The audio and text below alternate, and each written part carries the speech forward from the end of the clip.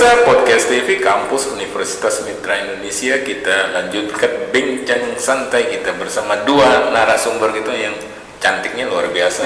Iya, Ibu Dr. Dian sebagai Kaprodi Magister Menkesmas, didampingi oleh Bu Dr. Gigi Dharma Dianora, mahasiswa MKM semester 3, Kepala Puskesmas Wayalim. Panggilannya Ibu Nora. Tadi saya panggilnya Bu Dharma. Ya, pemirsa Podcast TV, di sesi pertama kita sudah berlangsung. Pemirsa dapat menyaksikannya di YouTube Umitra. Saat ini kita berada pada sesi kedua, sesi closing statement juga. Ya, Bu Dr. Dian, tadi kita terputus soal acara seminar kita yang di atas itu yang menarik. Memang implementasi mata kuliah kewirausahaan itu memang penting untuk mahasiswa kita ya saat ini. Gimana komentarnya Bu Dokter? Ya, karena sekarang mereka sudah terbuka ya. Mungkin karena gadget juga suka nonton Racin ya, CEO. Jadi pola pikirnya sudah gimana caranya membuka lapangan kerja, bukan bagaimana.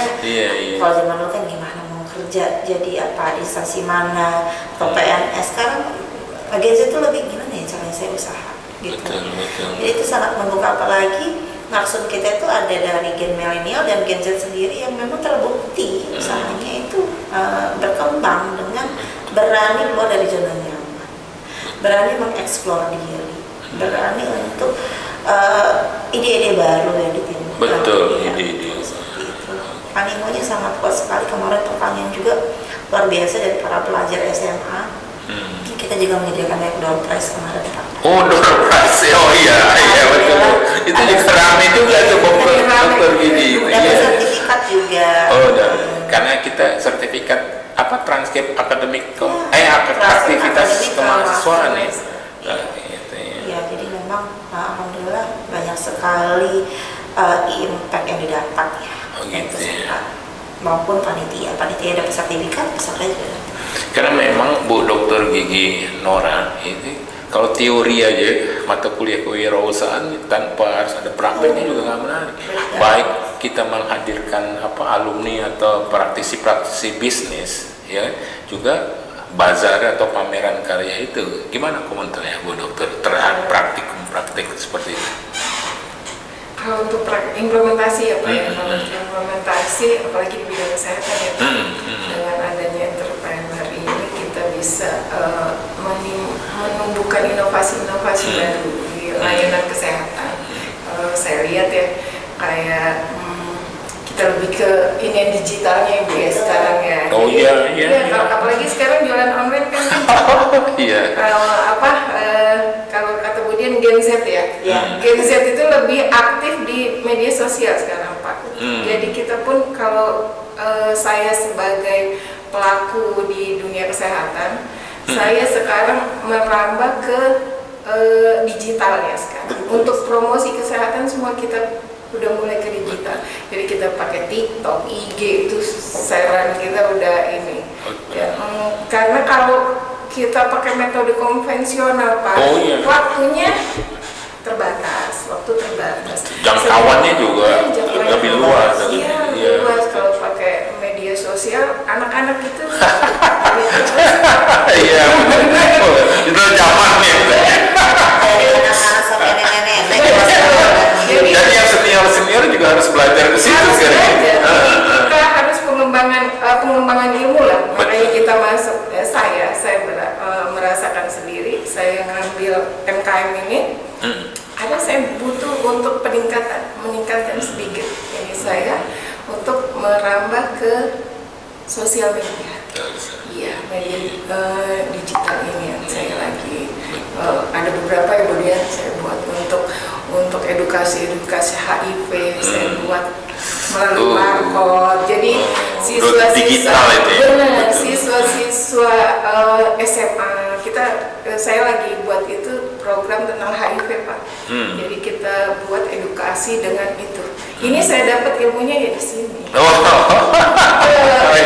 saya Dokter Dian mengajarkan gini-gini. Saya mikir kenapa nggak saya ada inspirasi ya. Kenapa nggak saya buat ke siswa beasiswa daripada kita konvensional, kita mengerjakan hanya 2 kali biasanya dalam setahun. Edukasi ke sekolah butuh biaya ekstra. Kalau kita pakai itu, jari yang bermain. Iya. Kalau kita harus kemarin itu juga saya podcast dengan tim sarjana terapan produksi media, karena kita sekarang ini Dr. Gidi kampus Umitra ini ada prodi baru sarjana terapan produksi media. Antara lain itu lulusannya itu ada membuat konten kreator. Itu sangat diperlukan itu saat ini itu yang jadi cukup. Iya.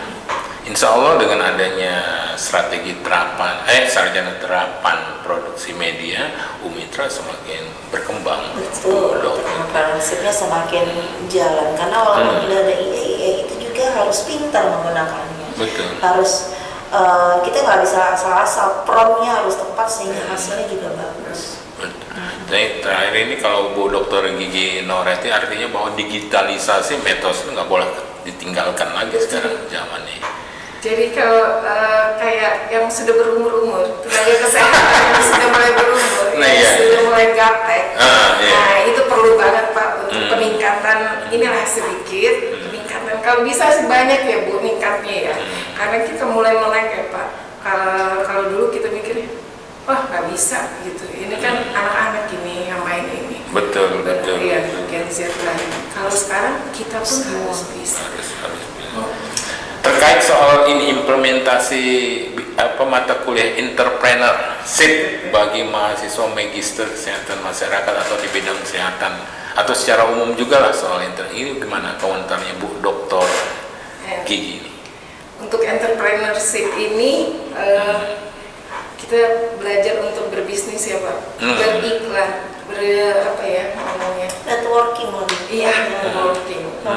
Meluaskan jaring ya. Benar, meluaskan jaring ya, itu benar-benar perlu ya Pak. Betul ya, Bu Dr.